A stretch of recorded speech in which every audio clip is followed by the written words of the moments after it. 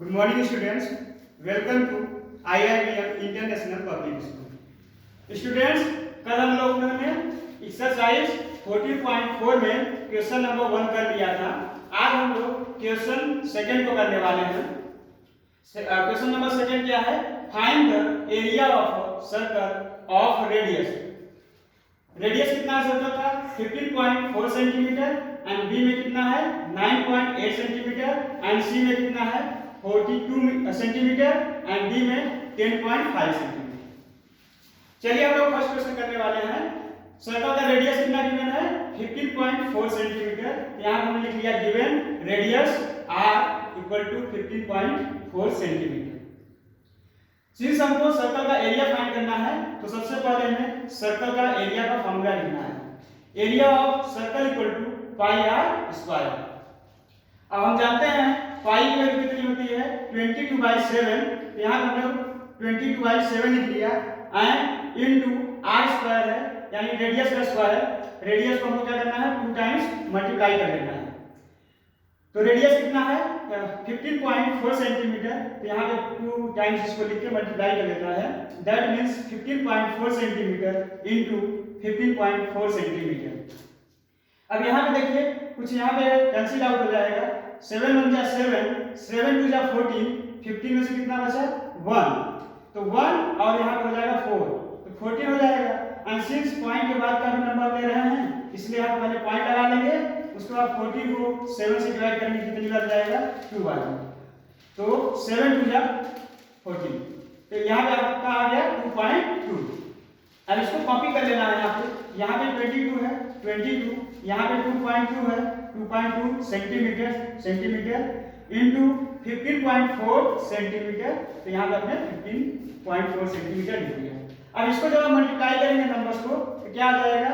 745.36 and centimetre into centimetre multiply होके centimetre square हो जाएगा। दैट मींस एरिया का यूनिट हो गया। इन द सिमिलर वे आप लोगों का होमवर्क है question number B and question number C and question number D. आप लोगों को अपनी कॉपी में क्वेश्चन को अच्छे से नीट एंड क्लीन वे में सॉल्व कर लेना है। Thank you class.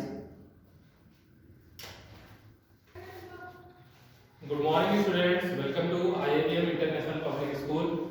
Student, today we will discuss about light. So open chapter number 15 in your book. The topic is light and reflection. So students, आज हम लोग लाइट्स के बारे में कुछ बेसिक सी बातें जानेंगे। टुडे ये इंट्रोडक्टरी क्लास है लाइट की। सो बेसिक नॉलेज हमें लाइट के बारे में लेना है कि लाइट क्या होती है, लाइट की क्या प्रॉपर्टीज होती है। तो स्टार्ट करते हैं अपने टॉपिक को। तो जो सबसे पहला क्वेश्चन हमारे दिमाग में आता है, व्हाट इज लाइट, कि आखिर ये लाइट है क्या।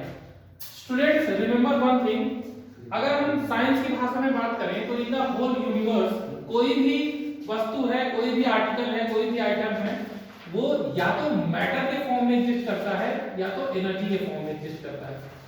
यही तो फॉर्म होते हैं। तो लाइट जो है वो एनर्जी है। अगर आपसे कोई वन लाइनर डेफिनेशन पूछता है तो आपको क्या बताना है? Light is a form of energy. It means energy अगर कोई है तो आप उसे टच नहीं कर सकते, आप उसको केवल फील कर सकते हैं। ठीक है, क्योंकि अगर उसे आप टच कर सकते हैं, वो स्पेस ऑक्युपाई कर रहा है तो फिर वो मैटर के अंतर्गत आ जाता है। बट यहाँ पे क्या है कि लाइट इज अ एनर्जी, सो आप इसको टच नहीं कर सकते, ओनली फील कर सकते हैं। एनर्जी भी डिफरेंट टाइप्स की होती है। अब कोई अगर हमसे पूछता है कि ये किस टाइप की एनर्जी है तो हम सिंपली इसको बताएंगे light is a energy which help to see the object. कैसी एनर्जी है?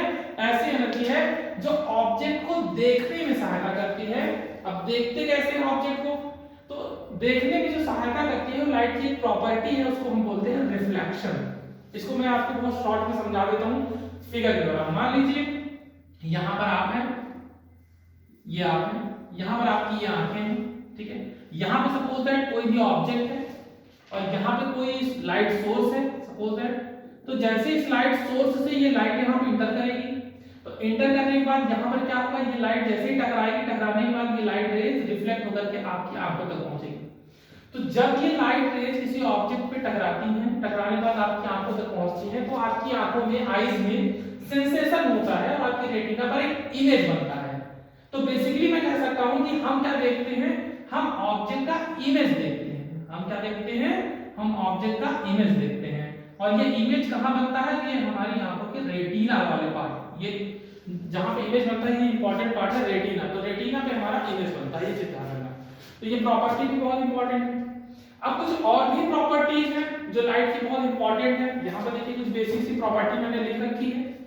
सबसे पहले जो प्रॉपर्टी है वो इसकी स्पीड है।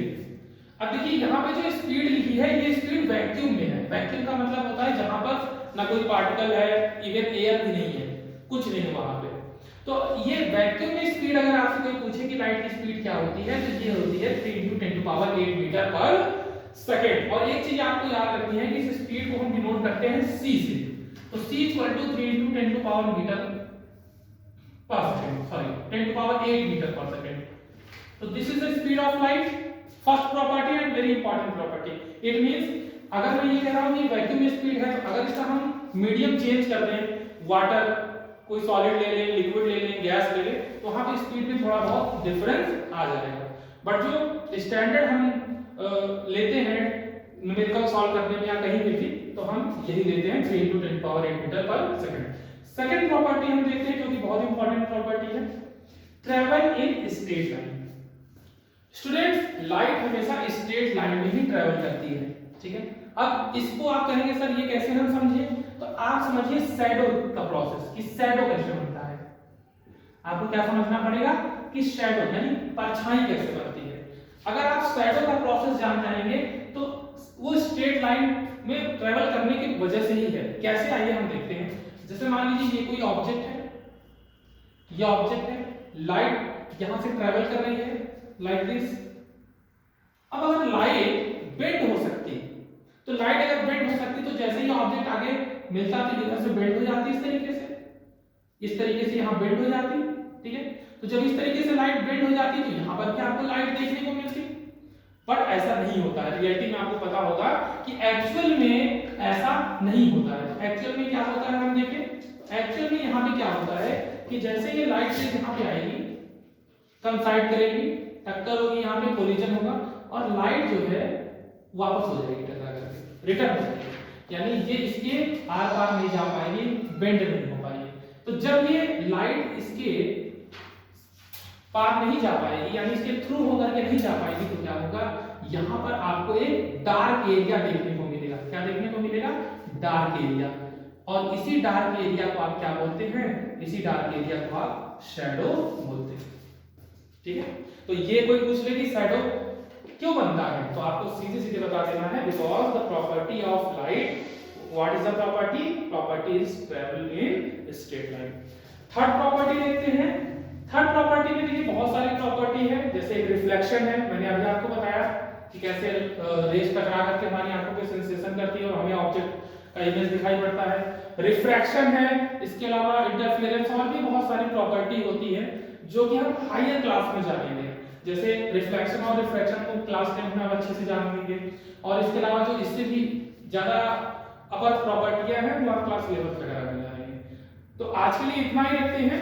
आपका होमवर्क जो है वो आपको ध्यान देना है। होमवर्क आपका क्या है, right properties of light with the help of book. यहाँ पे मैंने कुछ बेसिक सी प्रॉपर्टी लिख रखी है, बट आपको बुक ओपन करना है, चैप्टर 15 ओपन करना है, उसको पढ़ना है और लाइट की जो प्रॉपर्टीज है उसको अच्छे से लिखना है और लर्न करना है।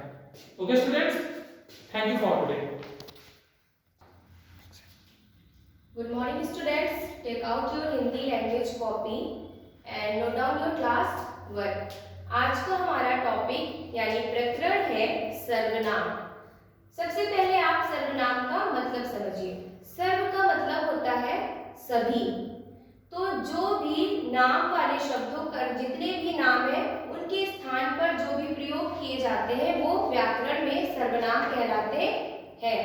जब भी हम बोलते हैं या पढ़ते हैं तो बार बार संज्ञा का प्रयोग होने पर ना तो हमें अच्छा लगता है और ना ही हमें सुनने में अच्छा लगता है ना पढ़ने में, इसलिए संज्ञा के स्थान पर हम सर्वनाम का प्रयोग करते हैं। परिभाषा देखिए, संज्ञा के स्थान पर प्रयुक्त होने वाले शब्दों को सर्वनाम कहते हैं। जैसे मैं, तुम, वह, आप, उसका, उसकी। उदाहरण के तौर पर ऐसे समझिए, मेरा नाम क्या है? जहरा। आपकी हिंदी की टीचर्स का नाम जहरा है। तो अगर आप बताएंगे कि जहरा मैम हिंदी पढ़ाती है, जहरा मैम हमें समझाती हैं, जहरा मैम अनुशासन सिखाती हैं, जहरा मैम होमवर्क गृह कार्य न करने पर डांटती है, बार बार जब आप संज्ञा यानी मेरा नाम रिपीट करेंगे तो ना तो सुनने में अच्छा लगता है और ना ही बोलने में, बल्कि नाम की जगह पर आप क्या प्रयोग करते हैं कि जहरा मैम हमें हिंदी पढ़ाती है, होमवर्क गृह कार्य न करने पर वो हमें डांटती है। तो वह किस स्थान पर आपने प्रयोग किया? नाम की जगह पर। व्याकरण में नाम को क्या कहते हैं? संज्ञा। तो संज्ञा के स्थान पर जो शब्द प्रयुक्त होता है वो क्या कहलाता है? सर्वनाम। Understand everyone? सर्वनाम के भेद, भेद यानी टाइप्स। हिंदी व्याकरण में सर्वनाम के 6 भेद होते हैं। पहला है आपका पुरुषवाचक सर्वनाम, दूसरा निश्चयवाचक सर्वनाम, तीसरा अनिश्चयवाचक सर्वनाम, चौथा संबंधवाचक सर्वनाम, पांचवा प्रश्नवाचक सर्वनाम और छठा निजवाचक सर्वनाम। बच्चों, ये जो सर्वनाम के भेद हमने आपको बताए पिछली कक्षा में आपको पढ़ाया जा चुका है। आप अपनी हिंदी व्याकरण की किताब से इसको पढ़ के और इसकी परिभाषा को याद करेंगे। इस कक्षा कार्य को अपनी हिंदी व्याकरण की कॉपी में लिखेंगे और गृह कार्य के रूप में आपको आज के दिनांक डालकर निश्चयवाचक सर्वनाम के 10 उदाहरण लिखना है। जब आप सभी स्कूल वापस आएंगे तो आपकी कॉपी चेक होगी। Thank you class.